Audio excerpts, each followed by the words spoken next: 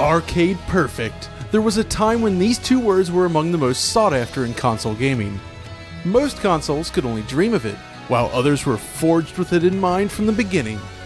But in 1999, Namco forever changed the perception of what an arcade conversion could be, with the release of Soul Calibur for the Sega Dreamcast.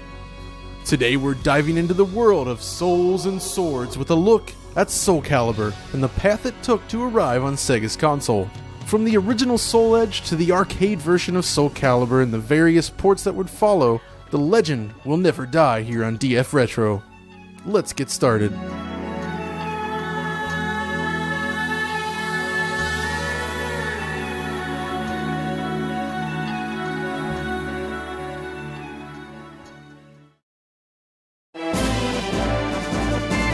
To understand the roots of Soul Calibur, we need to jump back to the dawn of 3D fighting games. In the early 90s, attempts were being made to pull this off, but the results were not always successful.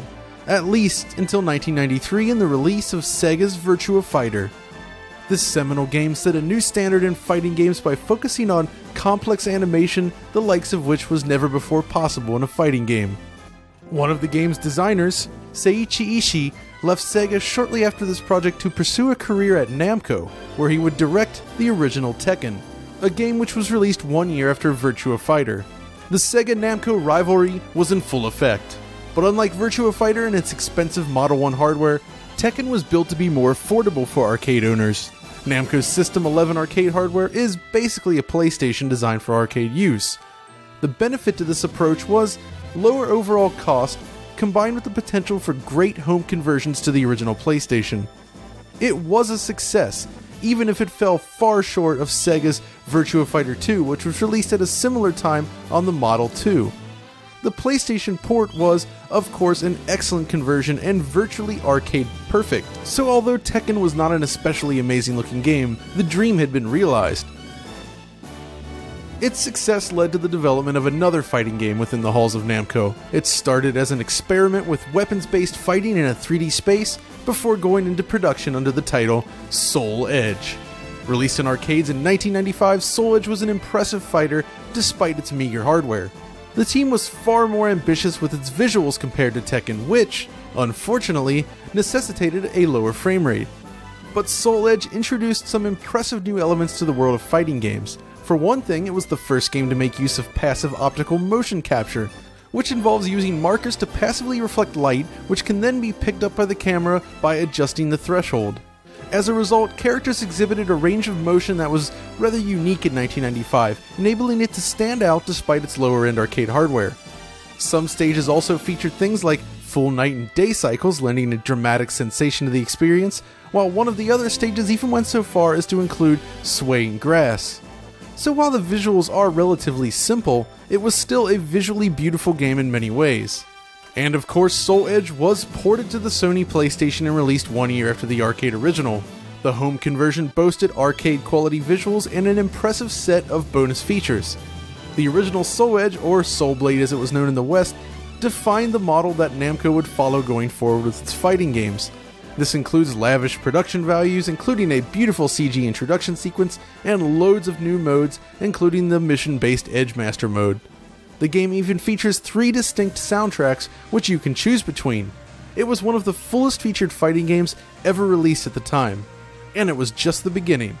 With the success of Soul Edge behind it, Namco began to look towards the future.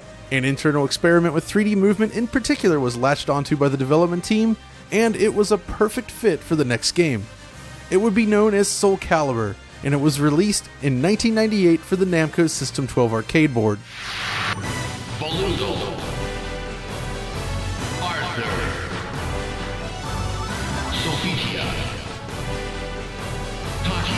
Soul Calibur made several key improvements over Soul Edge, starting with the 8-way movement system.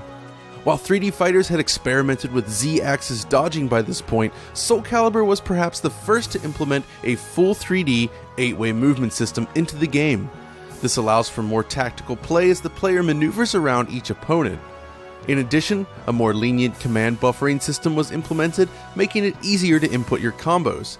You could basically start inputting a new move before the previous move is finished. The Soul Charge move was also added, allowing you to temporarily boost attack power, but it leaves you open while executing.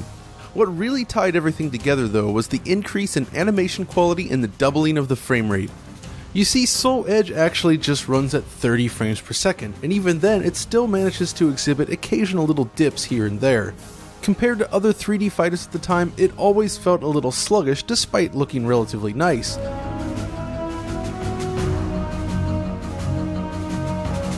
But when the development team jumped over to Soul Calibur, the frame rate was increased to 60 frames per second, enabling much smoother animation and more responsive gameplay. The System 12 hardware, while still using parts similar to System 11, was clocked much higher and far more capable than a PlayStation console. Between the more complex animations, especially on the Z-axis, the dynamic lighting used to highlight attacks, and the higher frame rate, it just was not possible to bring the game to Sony's console.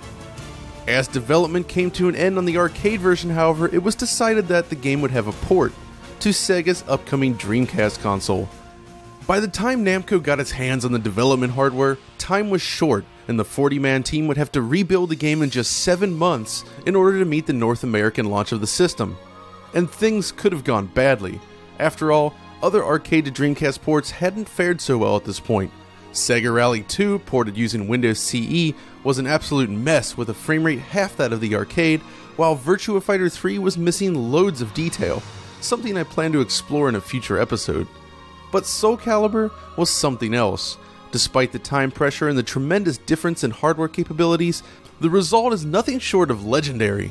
Simply put, Soul Calibur was perhaps the first port of an arcade game to greatly outshine the original release. The age of arcade perfect had come to an end. We were now in an era beyond. Every aspect of the game was touched in this conversion. The art was recreated from scratch, models redesigned, and new modes created.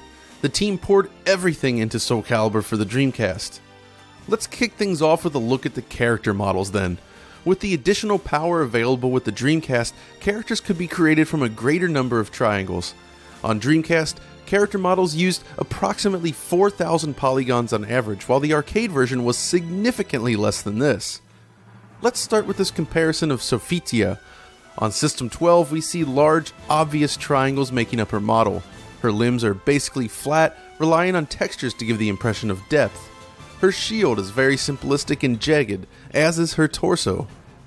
In comparison on Dreamcast, we now see smoothly rounded limbs and features. Her shield receives a massive boost in polygons, as does her clothing.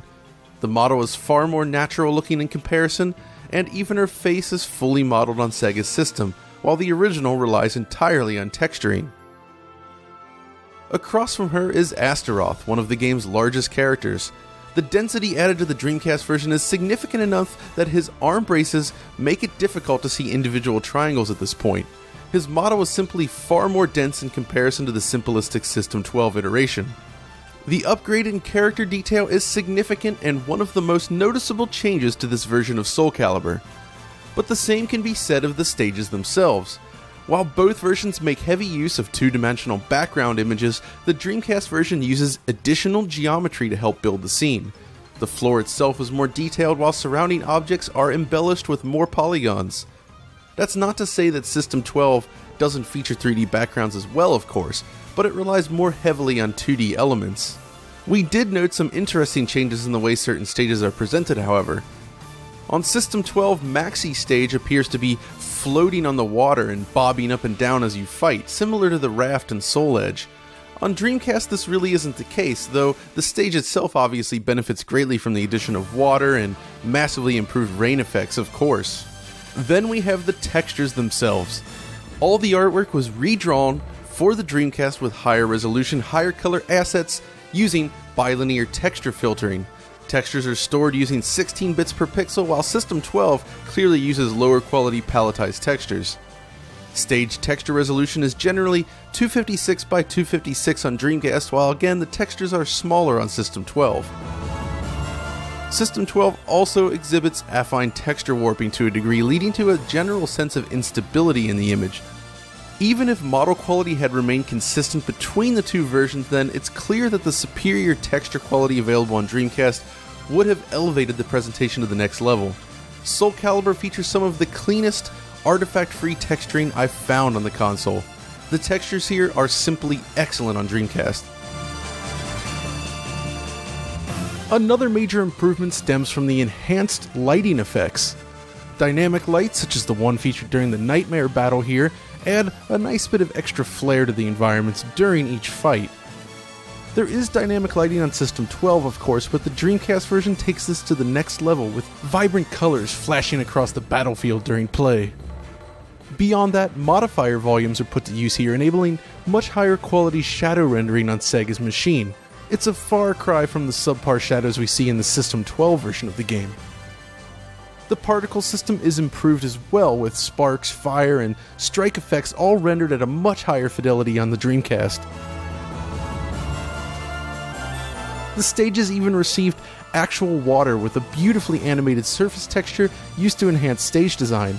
And in some of these stages, background geometry is inverted and mirrored below the water surface to give you the impression of actual reflections. It's also important to stop and recognize that this port operates at 60 frames per second at all times. The frame rate is as buttery smooth as you could ask for. And according to Namco, Soul Calibur was an exercise in balance. Every aspect of the visuals was carefully crafted to operate within a 16.7 millisecond budget, while pushing the hardware in unique ways.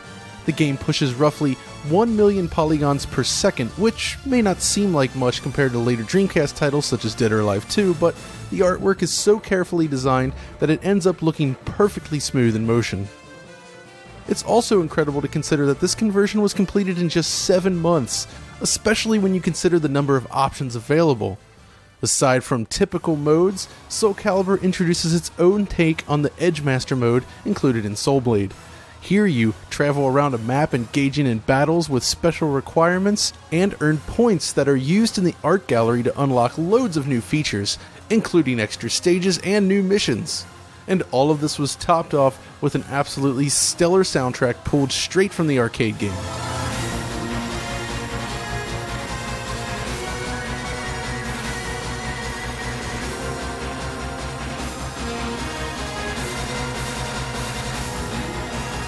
Anyone who's owned a Dreamcast with the game will certainly remember the clicking noise you hear while playing Soul Calibur as the music is streamed off the disc though. Oh, and how can we not mention the brilliant introduction?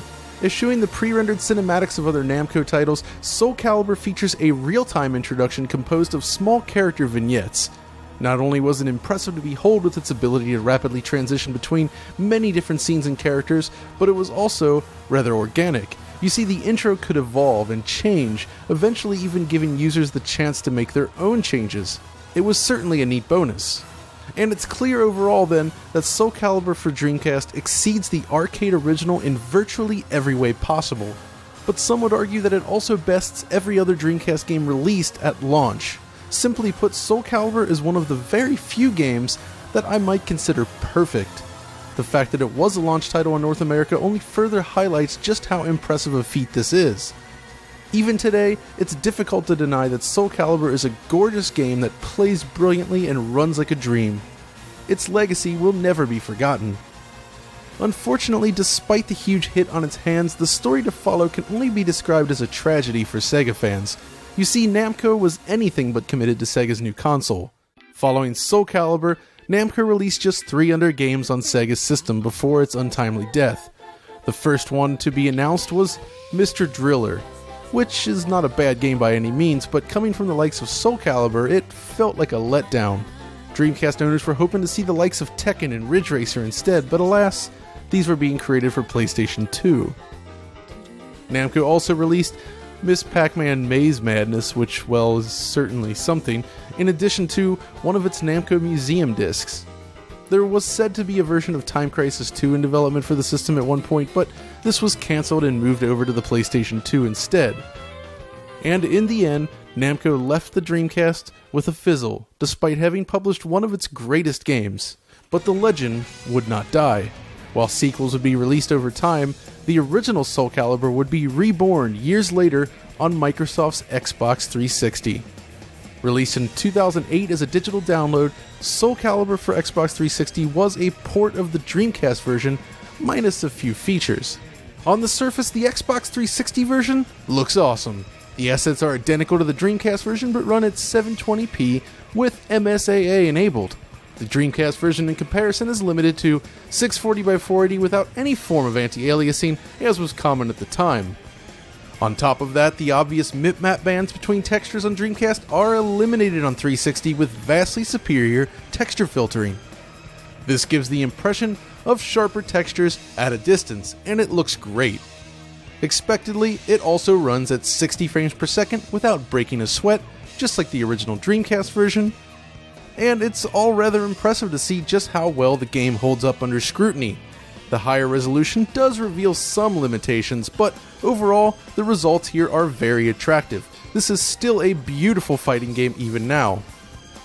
All of this is crammed down into just 183 megabytes, which seems incredible on the surface, but then you quickly realize that this version is missing content.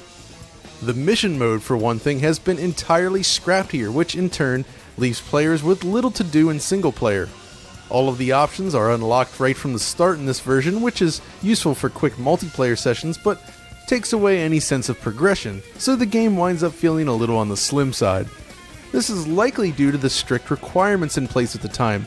Microsoft did not allow games larger than 200 megabytes on its service initially, which made it impossible for the entirety of the Dreamcast game to be included here. It's also annoying to see that this version lacks the awesome introduction sequence, which again was probably sacrificed due to space concerns. Still, despite all that, this is a pretty good way to play the game with friends, and it still looks great today. For $10, it's certainly not a bad way to jump back into the world of Soul Calibur. It's just a shame that so many features are absent. Still, Microsoft has added Soul Calibur to the backwards compatibility program, so it is now possible to play Soul Calibur 1 on your Xbox One. And since more people are likely to have their Xbox One hooked up today than an Xbox 360, that makes this version pretty valuable. Still, there are other ways to experience the game today, and one of those ways is of course emulation. For those looking to experience the game with the highest level of accuracy then, I'd recommend using Demule. This excellent emulator with its DX11 hardware plugin produces results that come very close to full-on accuracy. The game plays at full speed on modest hardware and looks exactly like the Dreamcast version plugged in via VGA, but without the need to worry about scaling. It's crisp, clean, and a great way to revisit the game on your PC today. That said, even though it is generally very accurate, I did run across a couple glitches like this on Cervantes' stage. Other than that though, it's great provided you can deal with the lower output resolution of this emulator when using the DX11 hardware plugin. Personally, that's one of my favorite features of Demule, as it really does a good job of reproducing these games with the original visuals. But if you wanted higher resolutions, well, you could use the older DX11 plugin for Demule. But in this case, it doesn't seem to work properly, at least on my setup. It runs fine, mind you, but some visual glitches definitely kind of ruin the fun. So if you want to run the game with higher resolutions on the PC, you can go with Null DC instead, which also happens to run the game very well.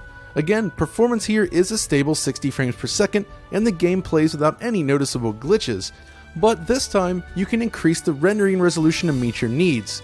With Null DC, you can enjoy Soul Calibur at much higher resolutions, far exceeding any other official version of the game. Null DC is discontinued really at this point, and it doesn't always do the best job with sound emulation, but Soul Calibur does hold up pretty well overall. It's not a bad way to play it. Okay, but there's one last version to discuss, the mobile version. Soul Calibur was released for iOS back in 2012 and Android in 2013, and unfortunately it appears to have been removed from the iOS App Store, but you can still get it on Android. Unfortunately, the only mobile device I have here with HDMI output is an older iPad 3 with the game installed, and as you can see, things don't quite look right. When running Soul Calibur using the HDMI video out, the resulting image is rather jerky. When on the iPad screen itself, it runs like butter. For whatever reason, the frame rate of the video output when playing Soul Calibur is simply poor. So for now, let's just say that the game does actually run very well on the hardware itself. I just couldn't capture it that way. But we can still check out how it compares to the Dreamcast original visually. Running on hardware, released almost 15 years after the Dreamcast itself, it's not surprising that it works rather well. But even still, it's kind of a marvel to see a game like this running on a mobile device. Now it basically looks the same, but ditches things like the MIP maps, resulting in sharper but slightly more aliased textures. And of course the water appears slightly different in some stages as well. And on iPad the game runs at 1024 by 768 since it was never updated to support higher resolutions. It looks awesome, but unfortunately it doesn't really play very well since you're required to use touch controls. If Soul Calibur supported external gamepads or something like an iCade, which I could not get to work with it at all, it would be a fantastic way to play, but touch only is kind of a big problem. Fortunately, it does appear that the Android version does support gamepads, so it is possible to enjoy it on the go. Really though, this is merely a curiosity more than anything at this point. It's a shame it's been removed from the iOS App Store, as an updated version with support for the latest hardware and controllers would have been a fantastic thing to take on the go. Still, the Android version does seem to work quite well with gamepads, but I had no way to capture from any of the Android devices here. And in the end, that is the last official port of Soul Calibur 1. Which brings us to the end of the video pretty much. Revisiting the game this week has been a joy, and highlights just how polished and enjoyable Soul Calibur remains to this day. While we've seen many arcade conversions since, across multiple generations, Soul Calibur stands out as the first arcade conversion to absolutely blow away its original arcade counterpart. It also remains one of the best launch titles ever released. In many ways, it truly is a perfect game. And if you haven't picked it up in a few years, or have never even played it at all, I recommend everyone give it a shot. It's really that good. I hope you've enjoyed this stroll through the world of Souls and Swords then, and found something interesting within. As always, if you did enjoy this episode of DF Retro, be sure to let me know by liking, subscribing, and following me on Twitter. And until next time, stay retro. Oh, and one more thing. After this episode, DF Retro will be taking a couple of extra weeks off, as I'm off to Los Angeles to cover E3 in less than 2 weeks. With the summer coming though, you can expect plenty of great DF Retro episodes soon. Thanks again for watching, and see you in a month.